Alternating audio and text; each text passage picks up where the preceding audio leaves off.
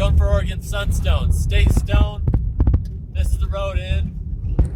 It's pretty cool because, like, bumfuck nowhere. Literally, like, all those signs, you know, next gas is 90 miles, and that's for the highway, right? I'm right now running down gravel road for another 20 miles, and then I got turnoffs and more. But even the clouds, like, the clouds trip me out. They're so different. I've never seen a cloud like that before. So yeah, that's basically our landscape. Country. All the way around. Just tumbleweeds. Or not tumbleweeds, sorry, sagebrush for days. Just sagebrush for days. Do all the turnouts. There's three fee mines here where you gotta pay a fee to dig it. But I'm gonna check out the public land first, set aside by Oregon, and see if I can find anything. Of course I'll find something for free, but that high grade gem stuff, we'll see how I do. So I'll check in once I'm there. In BC, all our back roads are logging roads, but here it's just, I don't know, grassland, something like that.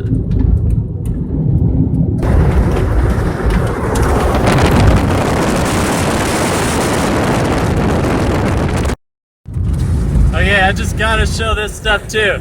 I can see the sun rays shining down on the earth over there. It's so cool. And there's land to see for like days. That's the road I gotta travel way down, right? This is like ferry boat kind of stuff.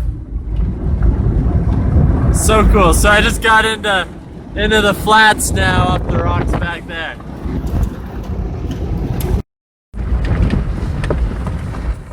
So for those of you who don't actually know where I am in kind of southeastern Oregon, kind of eastern, mostly southern Oregon. So Lake Country is where I'm at. And that thing's cool. Oh, look at him run.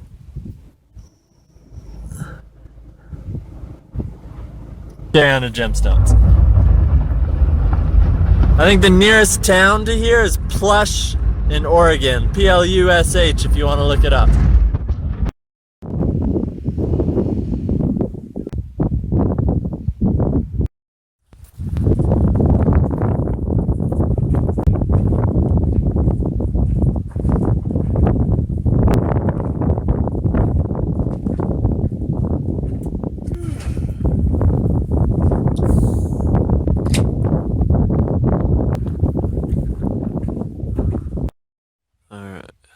This is the morning at the campsite. Very early morning, we still got the moon, but we also have the sunrise. Isn't that a trip?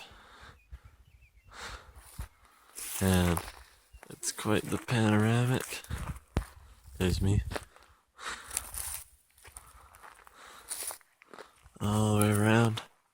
So the Sunstones are all out in the fields there, all out there. So I'm gonna go, that's one mine out there, there's another one even farther past it, that's another mine way out there beyond. And those are claim mines, so I'm gonna go way out by that one out there. I'm gonna drive and go for a walk back in. Oh yeah, you saw the lightning last night. That was pretty trippy out on the horizon over the hills, but now I'm just driving literally through the sagebrush here. There's a little road worked in. So there's sunstones all around me, right? Like, check this. If I open my car door, I bet I'll find a few. But I'm going way out to where no one else has been. You know? So where's the sunstones? Come on, little sunstones. There's one.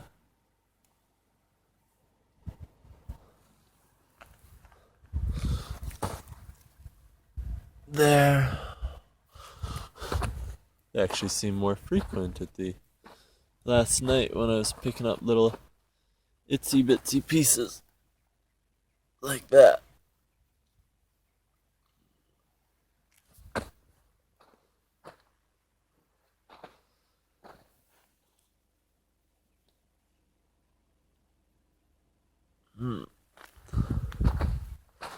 There's one. See it? So I'm looking for that clear sort of thing going on. Some of them have a more orange hue to them. Because what's significant about the ones here is they're the only sunstones in the world that have little copper flecks in them, and the copper flecks give them various colors: orange, yellow, green. So I'm apparently in the area where the ones with the most orange are. Ooh, and they're getting kind of bigger.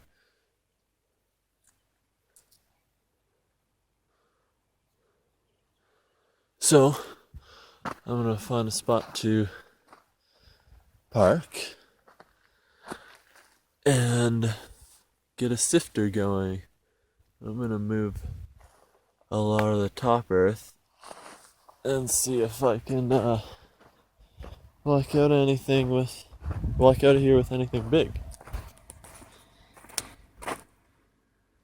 Yeah, so I've been out for a while. The sun's a bit higher, and drove around, and I found some better spots. So it's literally just, yeah, every one of those little tiny yellowy things, those are all the crystals I'm after. So how this works is I can hand pick them one at a time, right? Blah blah blah blah blah blah blah blah blah. But I got a tool to help. So we take a shovelful,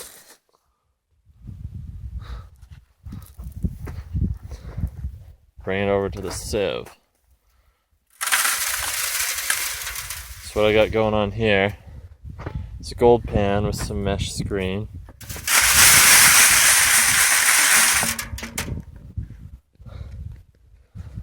And a bigger screen underneath. So I do that, and then I pick out all the biggest ones. Otherwise I'll be here for days picking up little tiny bits. So I'm gonna run this for a while. I'll show you what I get, but I'm picking up a collection for sure. So I forgot sunscreen, so I gotta go back, but I'll show you what I got already. And I didn't use the sieve too much. I'd rather just get down and surface pick. It seems more energy efficient. So anyway, this is my bucket in the sunlight. It goes deep. There's a lot there. Yeah. So I'm pretty stoked.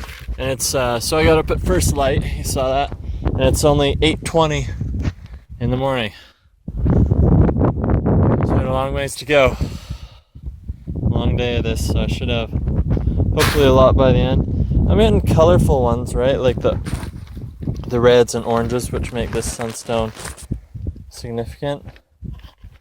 But finding bigger ones is challenging. Lots of 1/4 inch kind of stuff. But anyway, so oh yeah, so it's lighter out, so maybe you can see this. Okay, way out there. That's a mine. That's a mine. I don't know what that is. That's camping over there. There's another mine way on the horizon out there. Like, that's far away. Here's the spectral mine. So I'm literally on their claim boundary, just on the edge of it. Sometimes there's holes out here. Alright, people dig. There's a layer that these things come out of. Because how it works is there's a lava layer, and then and how it did work is there was a lava layer, lake filled in on top of it, and then when the lake dried up, all these little crystals were visible, the feldspar crystals. But essentially, down here, there's like a hard rock layer in there. So people take that out and they chisel it apart. And of course I come in and take all the easy stuff after they've done the hard work. But yeah, so they're chiseling it apart, trying to get the big chunks. So, like in that, there's some pieces in there. I can't tell if that's focusing, but maybe you can see it in some of those. The way the light shines, you know, there. So people will hammer that apart and try and take the big ones from it, or they'll sift the stuff they pull out of ground. Anyway, I'm getting hot. Pretty sure the sunscreen lotion I'm using ain't working, so I'm gonna go take my lunch break. Oh, but just to show you where I'm at with the mount. So I filled another bucket. These are, I think, you know, if I were to measure it out, these are 4-liter buckets. I probably got 2.5 liters filled, you know. So some are rounded, like some, it's either the erosion from the wind and stuff like that, or the water from the inland ocean they were under way back in the day, that rounded them. But the stuff that's chiseled out of the rocks is still sharp and jagged. Can't really see it there, but and then I got my bigger ones too.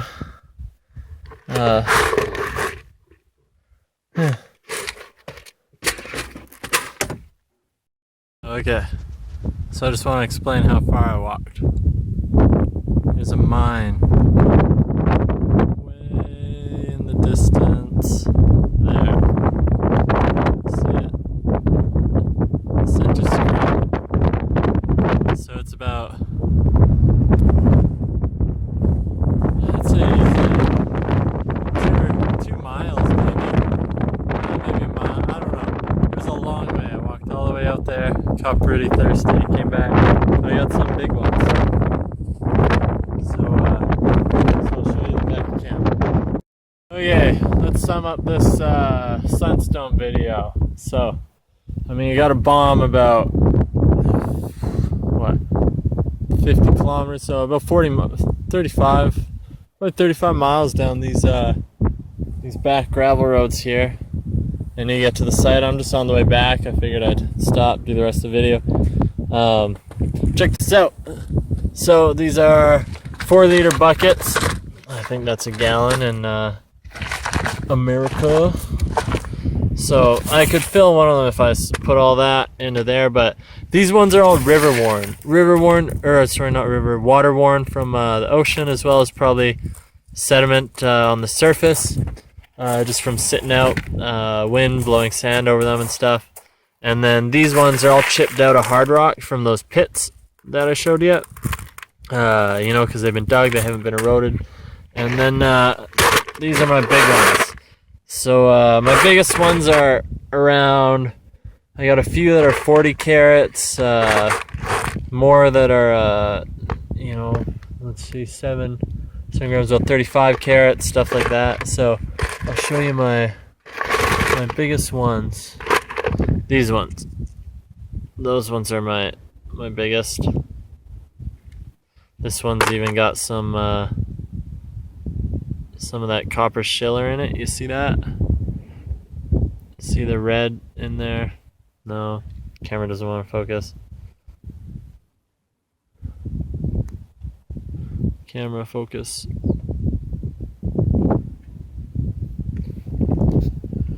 Let's do it like that. There we go. Yeah, see that little bit of red? That's a copper in there. Doing that. Some of them are really red. You know, like these ones. They have a really red tinge to them.